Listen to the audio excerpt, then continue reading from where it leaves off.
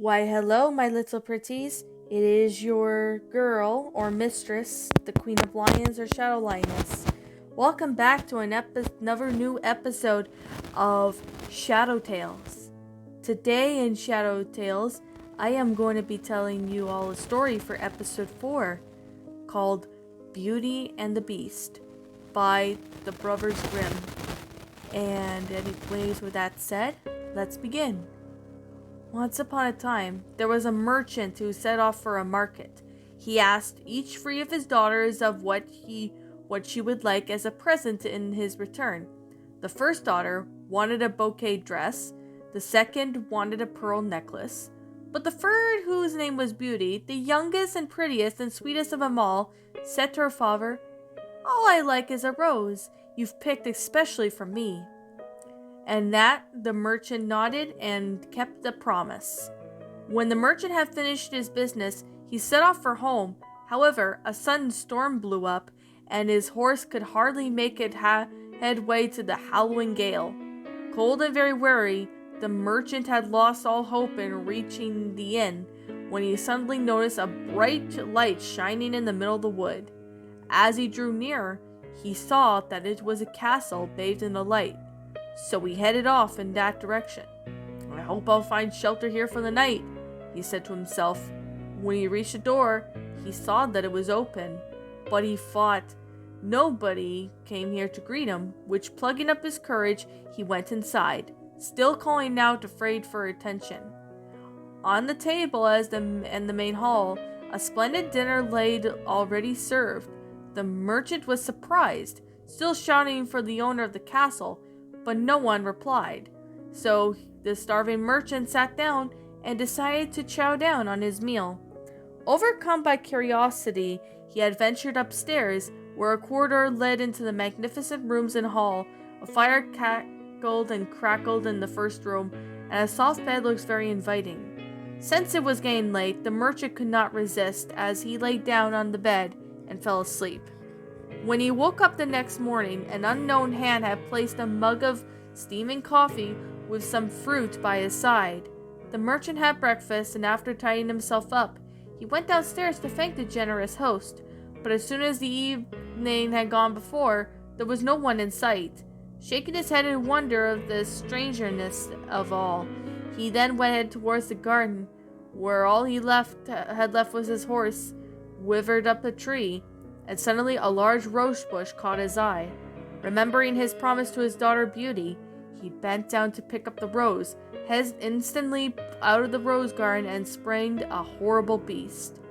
He was wearing splendid clothes, and he also had two bloodshot eyes gleaming angrily at the merchant, and deep down, a terrifying voice growled, "You man, I gave you shelter, you ate my table and slept in my own bed, but now thanks is all I get of this thief of my favorite flowers? I shall kill you for this sight." Trembling with fear, the merchant fell on his knees before the beast. He had to plead him to not kill him, because if he didn't act fast, the beast would kill him. "Forgive me, please don't kill me, I'll do anything you say. The rose wasn't for me, it was for my daughter Beauty. I promised my youngest daughter to bring her back a rose for my journey." As the beast dropped a paw, and it had clamped onto the unhappy merchant, "I shall spare your life, but in one condition, that you give me your daughter." The terror stricken up the merchant, faced with certain death if he did not obey. He promised to do so as he gave in. When he reached home in tears, as his three daughters ran to greet him, after he told them the dreadful adventure, his youngest daughter, Beauty, put his mind at the rest immediately. "Dear father, I'll do anything for you. Don't worry, you'll be able to keep your promise and save your life. Take me to the castle. I'll stay there in your place and stay with the beast." The merchant hugged his daughter. "I never doubted you would love me, but for that moment, I can only thank you enough for saving my life." So Beauty was led to the castle. The beast, however, had quite an unexpected greeting from the girl. Instead of mentioning doom as it was done with her father, it was surprisingly present. So, with that said, the merchant left with some treasures and left Beauty with the beast. In the beginning, Beauty was frightened of the beast by his sudden and the sight of it. She found that in spite of the monster's awful head, her honor was gradually fading as time went on. She had the finest rooms in the castle and sat for hours in barndling out in the front of the fire, and the beast would often sit for hours on end, only for a short distance away, slightly glazing at her, and started to say a few kind words. Until the end, Beauty was amazed to discover that she was actually enjoying its conversation. However, as days passed and Beauty and the Beast became good friends, but one day the Beast had to ask the girl something. Taken by surprise when the Beast asked her to be his wife, Beauty did not know what to say. Marry such an ugly monster? She'd rather die. But she did not want to hurt the feelings of the one, after all, he had been kind to her, and she remembered that she owed it her life as well as her father's. I really can't say yes, she began, as much as I like to. But the beast interrupted her with an abrupt gesture. I quite understand. I'm not offended by a refusal. Life went on as usual, and nothing further was said. But one day, Beast presented Beauty a magnificent mirror, and when Beauty peeped into it, she could see her family far away. You won't feel so lonely now, were the words accompanied by the gift. Beauty stared at the mirror for hours and distant family. She began to feel worried, but until the next day, the Beast had found her weeping beside her magic mirror. What's wrong? He asked, kindly as always. My father is gravely ill and is close to dying. Oh, I wish I could see him again before it's too late. The Beast only shook his head. No, you will never leave this castle. As if stalked in rage. However, a little later, it returned and spoke solemnly to the girl. If you swear that you will return here in 7 days in time, I'll let you go and visit your father.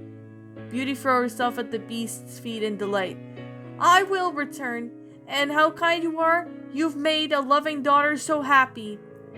In the reality, the merchant had fallen ill and had from a broken heart, knowing that his daughter was being kept prisoner. When he embraced her again when she returned with the magic ring, he was soon on the road to recovery. Of course, Beauty stayed them for hours on end, describing her life in the castle and explaining about the Beast was in reality good and kind. However, as days passed and the merchant was able to leave his bed, he was completely well again, as Beauty was happy at last. However, she failed to notice that 7 days had gone by. One night she woke up from a terrible nightmare. She dreamt that the Beast was dying and calling for her, twisted in agony. This had got Beauty to get up, and she had to find her way to get back to the Beast. She got on her father's horse, and she galloped around the path. Come back to me, a voice of the Beast was pleading as Beauty rode through the forest.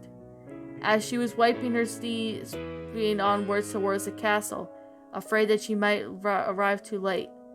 She got to the castle, rushed up the stairs calling, but there was no reply. Her heart was in her mouth as Beauty ran into the garden, where she crouched at the Beast's eyes was shut. As though it was dead, Beauty threw herself onto it and hugged it tightly. Don't die, I'll marry you. At these words, a miracle took place. The Beast has changed into a handsome young man. It was no longer a prince, it was no longer a beast, but now a prince. Wow, I've been longing for this moment, he said. Then he turned to Beauty. I was suffering in silence and couldn't tell my frightful secret. An evil witch had caused me to turn into this monster, and the only love from a maiden willing to accept me was when I could transform her into my real self. My dearest, I am so happy if you'll marry me.